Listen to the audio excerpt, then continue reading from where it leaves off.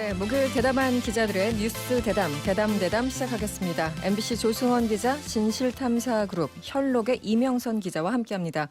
두 분 어서 오세요. 네, 안녕하세요. 네, 지금 대담 보이는 라디오로 그리고 유튜브로 생중계되고 있습니다. 지금 바로 MBC 인터넷 라디오 미니로 들어오시거나 유튜브에 들어가셔서 이승원의 세계는 그리고 우리는 이렇게 검색하시면 이 두 기자의 얼굴을 보실 수 있습니다. 저희가 문자가 벌써 왔는데요. 2500번님, 이 기자님은 독일서 오셨으면 옥토버 페스트는 참석 못 하셨겠네요. 무사귀환 축하드려요. 저희가 물어보지도 않았는데. 아니, 이명선 기자 어디 갔다 온 거를 이분이 알고 계세요, 지금. 네, 제가 페이스북에도 자랑하고 자랑을 많이 했구나. 다른 방송에서도 언급을 했는데 네. 독일 정부에서 초청받아가지고 한국 대표로 가짜뉴스 연수 같은 거 다녀왔습니다. 아, 그랬군요. 네. 한국 대표로. 네, 오, 아주 영어하느라 죽을 뻔했습니다. 아, 그랬어요? 몇 주 갔다 오신 거예요? 1주짜리였는데 네. 휴가를 붙여가지고 2주 동안. 2주 동안? 네, 독일에 있었어요. 맥주도 많이 드시고. 엄청 먹었습니다. 엄청 네, 몸을 마시고. 불려왔습니다. 맥주로. 좋습니다. 조승원 기자는 잘 지내셨습니까? 네, 별로 안 그래 보이는데. 네, 어쨌든. 네. 일단 이명선 기자가 독일에 다녀오신 김에 더군다나 가짜뉴스 워낙 지금 관심 집중되는 그런 이슈잖아요. 독일도 가짜뉴스가 뭐 많이 문제가 되고 있습니까? 어떻습니까? 네, 독일 네. 같은 경우도 그렇고 유럽 전체가 가짜뉴스 대응에 굉장히 선제적으로 하고 있더라고요. 네네. 그러니까 예전에 미국의 트럼프 대통령이 당선됐을 때 가짜뉴스가 이게 가볍게 보면 안 되겠구나 이렇게 보고 나서 네. 완전히 이제 선제적으로 좀 움직였던 거죠. 네. 그러니까 독일 같은 경우에는 난민 관련된 그 가짜뉴스가 뉴스가 제일 많죠. 많다고 네. 해요. 근데 독일뿐만 아니라 뭐 다양한 국가에서 가짜뉴스가 판치고 있는데 네. 이게 공통점이 있더라고요. 어떤 일단 거죠? 선거가 시작될 무렵에 가짜뉴스가 극성한다는 거. 우리도 마찬가지죠. 네. 그리고 문자에서 영상으로 포맷이 변하고 있습니다. 맞아요. 그래서 네. 영상 가짜뉴스를 판별하는 팀이 독일 공영방송 내에서 있을 정도로. 그리고 공영방송 내에서. 예, 예, 예. 그리고 언어가 가능한 다양한 팩트체커들이 그 네. 방송국에 존재하고. 네. 그래서 유럽에서는 우리처럼 그냥 단순히 그냥 국회에서 논하는 게 아니라 실제로 입법을 추진한 경우가 많습니다. 네. 네, 뭐 독일의 경우에는 플랫폼 사업자가 네. 만약에 이 혐오 발언 삭제를 안 하게 되면은 네. 최대 600억 원 정도의 과태료를 와, 받을 수도 있습니다. 그렇군요. 가짜 뉴스라기보다는 인종차별 발언이라든가 네. 테러라든가 뭐 이런 차별금지법에 좀 준하는 그런 말을 썼을 경우에 네. 플랫폼 사업자를 처벌합니다. 최근에 그 이 가짜뉴스 때문에 굉장히 처벌이 엄격해졌다는 뉴스를 읽은 바가 있는데 맥락을 같이 하는 것 같습니다. 다른 나라는 어떻습니까? 18개국 국가에서 왔는데 네. 뭐 인도, 카메룬 기자들하고 얘기를 나눴어요. 가짜뉴스 얘기를. 근데 네. 우리나라보다 약간 좀 경제적 수준이 약간 못 미치잖아요. 네. 근데 되게 정말 상상하기 어려운 가짜뉴스들이 많이 있더라고요. 그 예를 들어 나라에서는요.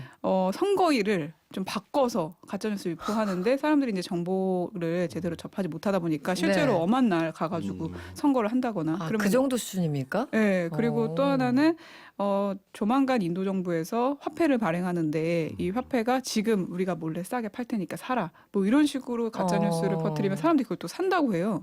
최근에는 그런 이슈가 또 남부지방에 있었다고 하고요. 피해가 막대하네요. 그러면. 네. 그리고 또 아프리카 같은 경우에는 에볼라가 한창 또 문제가 됐었기 네네. 때문에 에볼라를 중심으로 우리나라 북한처럼, 북한 이슈처럼 그걸 정치적으로 엮어가지고 가짜뉴스랑 퍼뜨리는 경우가 있다. 뭐 이런 얘기도 했습니다. 정말 다양하게 가짜뉴스가 지역별 있더라고요. 특성이 있네요. 네. 네. 이명선 기자 그 SNS에 독일 주간지 슈피겔 사례를 주목해야 된다 이런 글이 있던데 이건 어떤 얘기입니까? 슈피겔은 아마 다 아시겠지만 굉장히 큰 주간지 회사고 되게 유명한 곳이죠. 회사잖아요. 네. 기자들끼리도 굉장히 경쟁심이 있더라고요. 서로. 그 내부에서. 네, 프리랜서 출신도 많고. 근데 렐로티어스라는 저랑 동갑인 어떤 그 기자가 있었습니다. 네. 그 기자가 얼마나 훌륭했냐면 어린 나이에 그러니까 2014년에 CNN이 선정한 올해의 언론인으로 이름을 올렸어요. 아, 그래요? 그럴 정도로 굉장히 유명인이었는데 알고 네. 보니까 특종이 조작이 많았던 겁니다. 그러니까 내부에 팩트 체크 팀이 있는데도 불구하고 네. 그들을 좀 속여서 자기 특종이 마치 사실인 것처럼 그런 식으로 작업을 했던 게 드러난 거죠. 사실 이게 되게 재밌는 게 네. 렐로티어스를 의심하던 어떤 기자가 있었는데 아무래도 얘가 이상한 것 같다 그러면서 그 기자가 쓴 기사를 역추적하기 시작해요. 그러면서 그걸 모으게 됐고 그게 이제 내부에서 크게 터지면서 네. 가장 놀라운 지점은 편집국장이 우리나라 치면 편집국장이 직접 여기에 대해서 사과를 하고 왜 이게 오보가 나왔는지에 대해서 TF를 구성하고 네. 굉장히 오랜 기간 거기서 추적을 해서 다 지금 슈피겔 홈페이지 가면 보실 수가 있어요. 사과문까지 전부 다. 그 일련의 과정을 타임라인으로 정리했습니다. 우리나라에서는 대부분 안 하는 거죠. 그렇죠. 아무리 오보를 내도. 사실 네. 이제 언론중재위원회 이런 데서 네. 오보가 나오게 되면은 너네 이거 좀 이렇게 시정해 이렇게 명령하지 않는 한 안 하잖아요. 그렇죠. 네. 그냥 짬시키잖아요. 네. 나쁜 말로. 네. 근데 그 나라 같은 경우에는 오보의 역사를 쓰는 거예요. 그것도 직접 수장이 나서서 저도 엄청 큰 컨퍼런스에서 그 편집국장이 나서가지고 이렇게 프레젠테이션 하는 거 보면서 되게 놀랐거든요. 와 얘네들은 우리가 이런 자기네들이 과오를 저질렀어. 거의 이런 네. 거네요. 스스로. 이렇게 개선하겠다 앞으로. 그리고 이게 어느 부분이 잘못됐기 때문에 이 잘못된 부분에 대해서 또 다른 언론사에 공유를 하는 거죠. 그 노하우를. 네. 그런 것들이 정말 놀라웠습니다. 사실 과연 우리는 오보의 역사를 쓰는가? 저는 아니라고 생각하거든요. 보통 감추죠. 네. 그런데 이렇게 해야지만 이 오보의 역사를 스스로 발언을 하고 해야지만 오히려 신뢰감이 더 쌓이는 건 아닌가라는 생각이 드는데요. 그렇죠. 네네. 그렇게 판단한 역으로. 것 같습니다. 그리고 또 거기 이제 프리랜서 기자가 굉장히 많더라고요. 독일에서. 그래서 여자 기자들도 많고. 슈피겔 아니더라도. 네, 아니더라도. 네네. 그래서 기자들하고 대화를 했었는데 그 기자들이 막 다큐멘터리도 찍고 사실 기사가 텍스트뿐만 아니라 네. 영상, 네. 요즘엔 다큐가 될 수도 있고 영화가 될 수도 있잖아요. 그다음에 르포 어떤 네. 책이 될 수도 있고 네. 그런 여러 가지 다양한 활동을 하면서 소셜 미디어를 통해서 독자들하고 직접 대화를 하더라고요. 그래서 신뢰성을 쌓기 위해서는 어떤 소셜 미디어를 통해서 취재 과정을 좀 공유하고 그 과정을 좀 같이 독자들에게 네. 함께 한다는 좀 맥락 같이 한다는 그런 걸 좀 자주 보여줘라. 뭐 이런 얘기가 또 인상적으로 남았습니다. 조수홍 기자는 어떻게 보셨어요? 지금 이명선 기자. 아이고, 네. 그 오보에 대한 그런 게 되게 인상적이네요. 사실 그 그러네요. 언론학에서 그 아주 대표적인 사례가 그 지미의 세계라는 기사가 있어요. 지미스 월드라는 네. 그 기사인데 이게 이제 당시에 이 뉴욕 타임즈였던가요? 그 지미의 세계라고 이게 아주 언론학 교과서마다 나오는 사례가 있거든요. 네. 그 오보 조작한 사건인데 네네. 이걸 나중에 이제 전부 다 파헤쳐가지고 전부 다 이실직고 정도가 아니고 그냥 아주 이 기사가 왜 오보가 났고 우리는 무엇을 잘못했는지까지를 전부 독자들한테 일면에다가 박았죠. 네네네. 당시에. 네. 일면으로 사과를 했는데 일면을 아예 털어서 사과를 했는데 오히려 이제 그런 과정들이 나중에 이제 더 신뢰를 얻을 수 있는 네. 계기가 됐던 그게 언론학 교과서만 나와 있는데 실제 그런 사례가 있어요. 사례가 독일에서도 실제? 있었고요. 네네. 지금도 지금까지도 계속. 굉장히 중요한 이슈더라고요. 내부에서. 네. 참 부럽기도 하네요. 이 참 외국 언론 부럽다라는 얘기를 하는 이유가 한국 언론 얘기하려고 하는 거예요. 지금. 네. 최근에 조국 장관에 대한 언론 보도 행태 예전에도 저희들이 몇 번 짚어보긴 했습니다만 지금 압수수색 들어간 게 첫 압수수색이 아마 지난달 27일이었던 걸로 제가 기억을 하니까 딱 한 달 된 것 같아요. 지금 보도 양, 뭐 받아쓰기 논란 등등 일단 조승훈 기자 어떻게 보셨습니까? 아유, 그러게요. 이게 기자 괜히 했나 싶기도 하고 요새. 그런 생각이 듭니다. 네. 근데 정말 근데 엊그제 저희끼리 회의하다가 그런 얘기 했었어요. 이런 식으로 가다가는 흔히 얘기하는 우리가 이제 정통 미디어라고 얘기하는 걸 레가시 미디어라고 얘기하잖아요. 네네. 이 정통 미디어가 이제 좀 뭐 문을 내리는 거 아닌가. 왜냐하면 정통 미디어, 우리 레가시 미디어라고 언론학에서 얘기하는 이런 미디어들의 기본적인 성립 조건은 네. 신뢰거든요. 그렇죠. 그게 있어야지만 신뢰가 그런 거니까. 있어야 그가 믿을만하다라는 생각이 있어야 그 언론이 존재할 수 있는데 네. 이제는 어떤 기사를 써도 사람들은 믿고 싶은 것만 믿고 그다음에 쓰는 기사도 다 그거에 편향된 기사를 쓰기 때문에 네. 이런 식으로 그러니까 이제 아예 그러면 차라리 그냥 우리 이랬으면 좋겠어요. 그냥 지금 다 언론이 다 네 편 내 편 나뉘어 있잖아요. 네네. 그냥 차라리 이럴 거면 뭐 정론을 지향한다 이런 얘기 하지 말고 네. 그냥 저는 우리 언론사는 조국 편입니다. 아니면 자 우리는 조국 깝니다 그냥. 그래서 조국에 유리한 기사는 쓰지 않겠습니다 하고 대놓고 하든지 차라리. 차라리. 너무 이게 편향성이 너무 심한 상황이 벌어지는 것 같다는 생각이 좀 저는 일단 그게 좀 제일 눈에 띕니다. 뭐 대선 때도 사실은 극명하게 드러나는 게 그 중립에 있는 척하지만 사실은 특정 후보를 유리하게 기사를 쓰는 경우가 참 많잖아요. 이게 선거 때 특히 이제 드러나는 양태이기도 한데 이명선 기자는 뭐 어땠습니까? 독일 가 계셔서 잘 못 봤나요? 어떻습니까? 사실 볼 수 있는 시간이 있었는데 네. 진짜 이제는 너무 힘들더라고요. 보는 그 게. 팔로우하는 것 자체가. 네, 그리고 또 최근에는 음식 배달원에 이렇게 중심으로 이렇게 좀 몰려들었잖아요, 기자들이. 조국 그래서 장관 압수수색 하던 날. 네, 그날 네. 그래서 이제 그거 사진 기자 그걸 찍고 그 사진을 가지고 또 마치 이제 포스터처럼 패러디하는 것들도 SNS에서 돌더라고요. 아, 그래요? 언론이 네. 이렇게까지 무너졌다는 식으로. 그러고 정말 씁쓸하다는 생각이 들었습니다. 과연 우리는 가십거리만 쓰는 건가, 기자들이. 그 자리에 만약에 이명선 기자나 제가 있었다고 생각해 보세요. 우리는 뭐 얼마나 달랐을까? 저는 맞아요. 오히려 그 생각이 들어요. 왜냐하면 이거는 시스템의 문제예요. 네. 네. 시스템의 문제고 거기 가서 취재하라고 거기 장소에 있는 기자라면 이거는 그럴 수밖에 없는 거예요. 이건 시스템의 문제고 네. 처음 봤어요, 진짜. 중국집 뭐 예전에 유병헌 유병헌 때 때 치킨 배달 이후에 또 처음 봤어요. 네. 이게 근데 더 웃겼던 건 그거 같아요. 검찰이 아주 짜장면 가지고 그냥 한식이라고 얘기했던 네. 이거는 이거 아마 역사에 남을 코미디입니다. 이거는. 완전히 블랙 코미디가 돼버렸어요. 그렇게까지 응대할 건 아니었을 텐데. 독일 얘기 잠깐만 하면 네네. 거긴 진짜 프리랜서 기자들이 많은데 네. 기사를 좋은 컨텐츠로 보고 이렇게 팔거든요. 그래서 하나에만 집중해서 기사를 쓰는 경우가 많더라고요. 아까도 네. 말했지만 그게 사이즈가 커지면 다큐를 만들기도 하고 영화 감독이 되기도 하고 네네. 그런 분들을 만났는데 우리는 너무 공채 시스템으로 이렇게 쭉 기르잖아요. 같은 조직 내에서. 네네네. 그래서 좀 조직 내에서 움직이는 역할은 좀 익숙한데 바깥에서 정말 기사 그러면 좋은 컨텐츠를 만들어내는 데 있어서 기자의 역할로 좀 잘하고 있나?라는 의문이 들더라고요. 그런 기술은. 네, 그래서 좀 시스템 변화가 필요하지 않나라는 생각 저도 동의합니다. 알겠습니다. 지금 사실 조국 장관 얘기를 또 안 할 수가 없는 상황이고 검찰에 대해서 얘기를 좀 해보죠. 국내 교수 연구자 4천여 명이 지금 중요한 것은 검찰 개혁이다 이런 제목으로 시국선언을 했습니다. 물론 이분들은 조국 장관 지지 여부를 떠나서 검찰 개혁에 방점을 찍고 있는 건데요. 주소은 기자 검찰 개혁 필요하다 이런 얘기도 사실 계속 나왔는데 뭐 지금 무슨 얘기를 할 수 있을까요? 이 시점에. 검찰 개혁을 지금 하자 그러면 네. 야, 너 조국 옹호하냐? 거의 그렇게 뭐 이렇게 질문을 해석을 하시는 분들 하니까 많죠. 뭐라 말을 참 하기 힘든 상황이긴 한데 네. 제가 이제 한 25년 됐잖아요. 네네. 기자 생활. 저도 이제 25년을 갖다가 하면서 반추해서 보면 조국이든 아니든 검찰 개혁은 해야 되거든요. 그렇죠. 이거는 네. 그러니까 교수님들이 뭐 모르겠어요. 이분들이 뭐 조국을 옹호하기 위해서 뭐 저도 이게 검찰 개혁의 상징이 왜 조국인가에 대해서는 저 회의가 있습니다. 솔직히 네, 말씀드리면. 그리고 그런데도 불구하고 검찰 개혁 얘기가 나온 게 지금 20년, 30년 됐습니다. 20년 됐습니다. 네. 20년 됐는데 아직도 무소불위 그 합법적인 무소불위거든요. 이 권력은 이 합법적인 무소불위 권력에 대해서 아직도 메스를 못 대고 있다는 거, 이 힘을 빼야 되거든요. 근데 네. 이걸 못 하고 있다는 건 문제가 있죠. 예를 들어서 자 한번 생각해 보십시오. 2000년대 이후에 검사들이 사고 친 것만 한번 생각해 보십시오. 네? 많죠. 무슨 검사. 무슨 검사. 네, 이름도 참 많았어요. 떡검. 네, 네. 대표적으로 엑스파일 떡검. 벤츠 검사 있었죠. 벤츠 검사. 네. 뽀뽀 검사도 있었어요. 뽀뽀 해가지고. 그랬나요? 네. 뽀뽀 검사 있었죠. 그랜저 검사도 있었던 것 같고요. 10억 원 받은 네. 검사 있었죠. 김광준 그때 당시 10억 원 그 뇌물 받은 네. 김학이 빼놓을 수 없을 거고 네. 주식 대박 진경준 빼놓을 수 없잖아요. 다들 우리 다 알잖아요. 지금. 네, 네. 연예인 해결사 해준 검사도 있었죠. 연예인 해결사 해준 네, 검사 네. 있었죠. 정은호 게이트 때 홍만표 네. 이분 아주 잘 나가던 검사.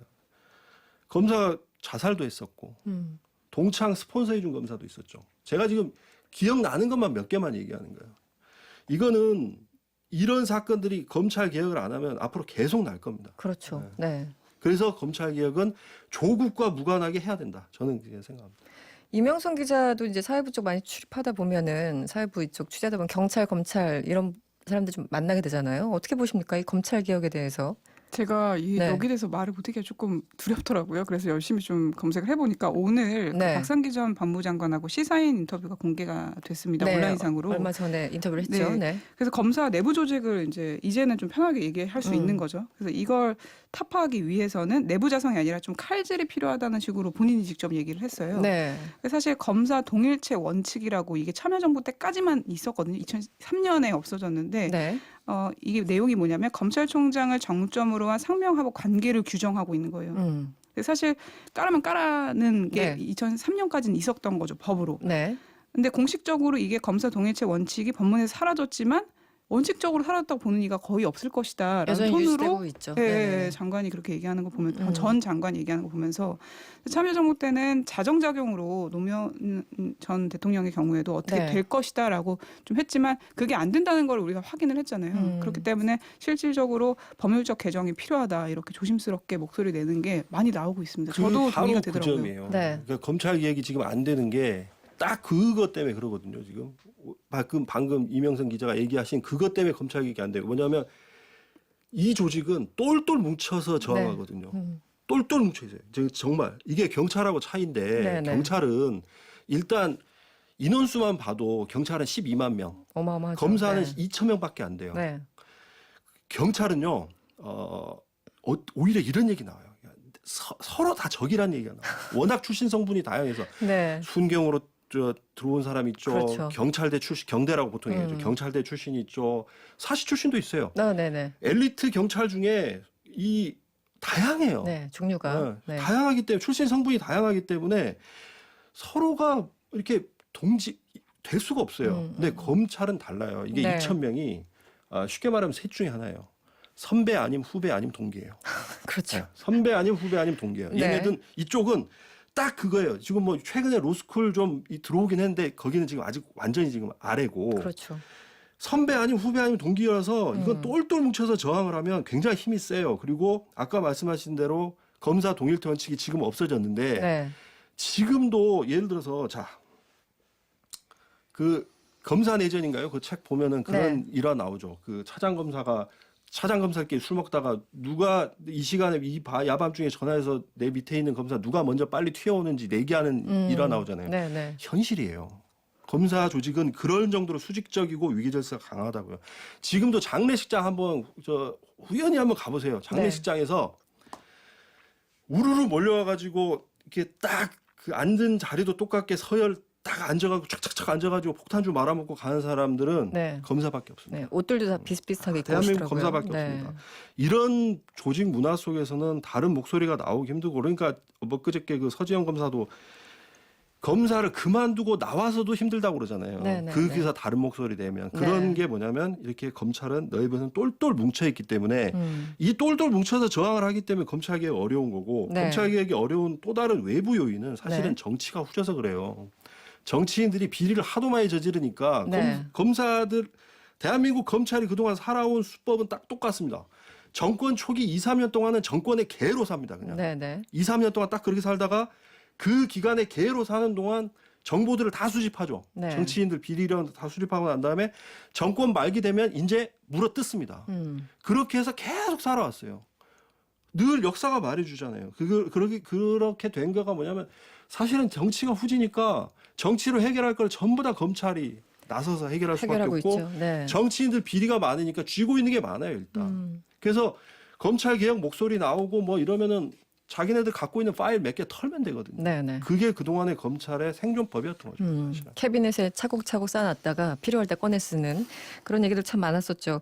전 아까 그 조수원 기자가 말씀하신 합법적 무소불위 이게 가장 무서운 것 같아요. 합법적인데 무소불위야. 그러니까 견제할 세력이 전혀 없다는 거잖아요. 그래서 공수처 지금 만들려고 하고 뭐 검경 수사권 조정한다고 하지만 그 법도 사실은 검찰에 여전히 많은 권력을 주고 있는 거 아니겠습니까? 이 박상기 전 장관도 인터뷰 보면은 그런 얘기를 하고 있어요. 그 법 자체도 여전히 검사에게 힘을 주고 있다. 네.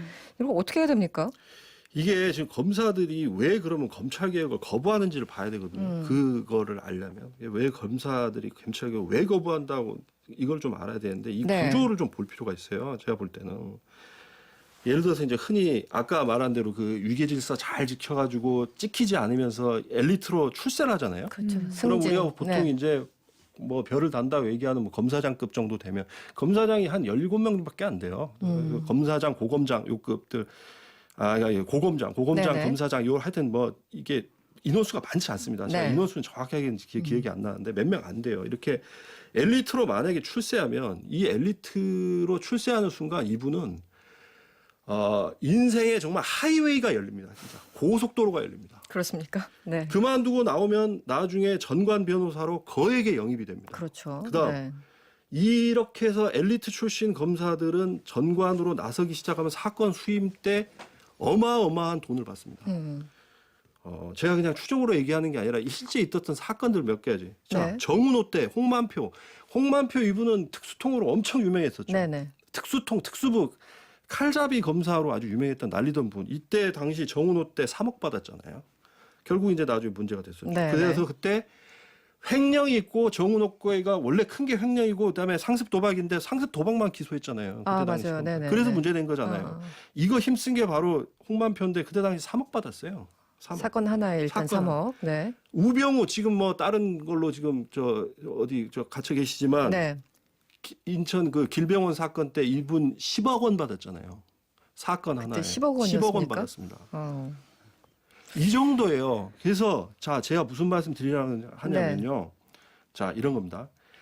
전관이 힘을 쓰려면 검찰이 힘을 갖고 있어야 돼요. 자기 후배 동료가 힘을 갖고 있어야 힘을 쓰든지 말든지 할 거 아니에요.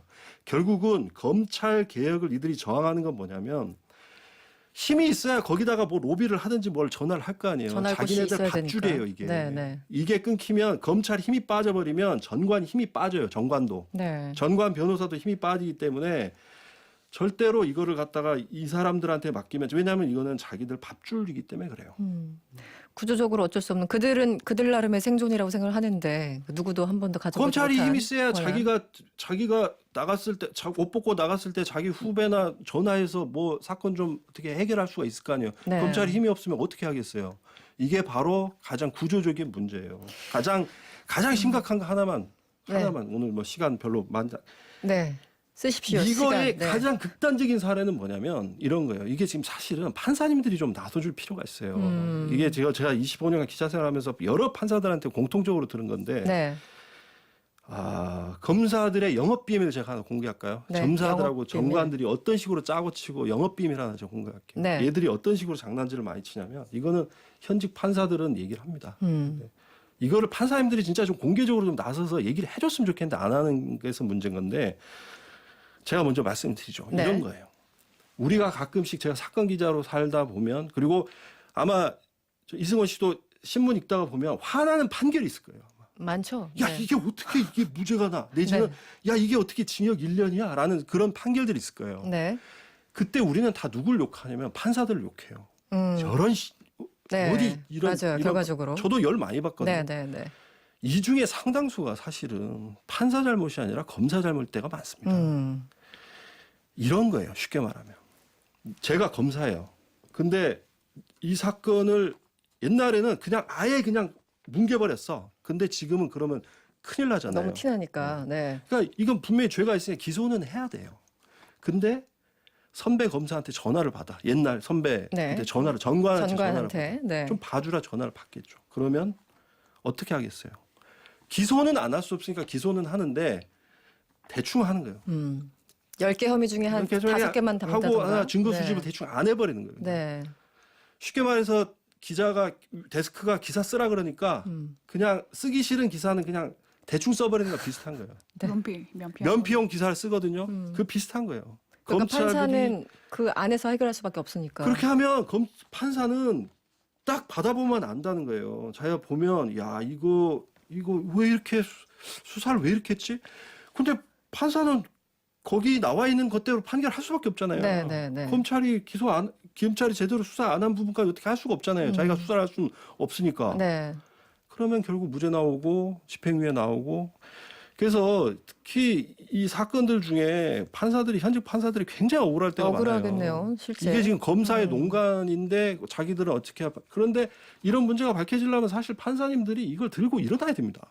이거 문제를 지적을 하고 정말 언론에도 알리고 해야 되는데 네. 대한민국 판사님들 그런 짓 안 하잖아요. 그런 거 안 하잖아요. 다들 고고하거든요. 너무 선비거든요. 점잖으셔서. 네. 다들 선비 정신에 사로잡혀가지고 이런 얘기를 안 해요. 그러다가 저 같은 기자들이 가끔 전화를 하면 그제서야 한탄하듯이 얘기를 합니다. 이런 겁니다. 이게 검사들이 과잉 수사한 건 판사들이 좀 쳐낼 수는 있을 텐데 아예 기소 자체를 안 하고 수사를 열심히 안 해버리면 방법이 없어요. 없네요. 지금 듣다 보니까. 네. 방법이 없어요. 문자도 많이 주세요. 6415번님 검찰은 법을 아는 조폭이네요. 이런 문자.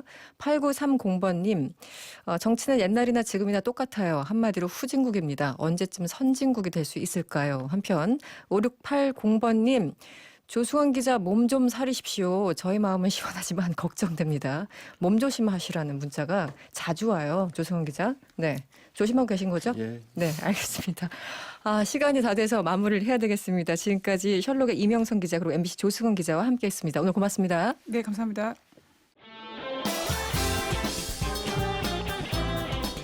여러분의 퇴근길을 꽉 채워드립니다. 평일 저녁 6시 5분 이승원의 세계는 그리고 우리는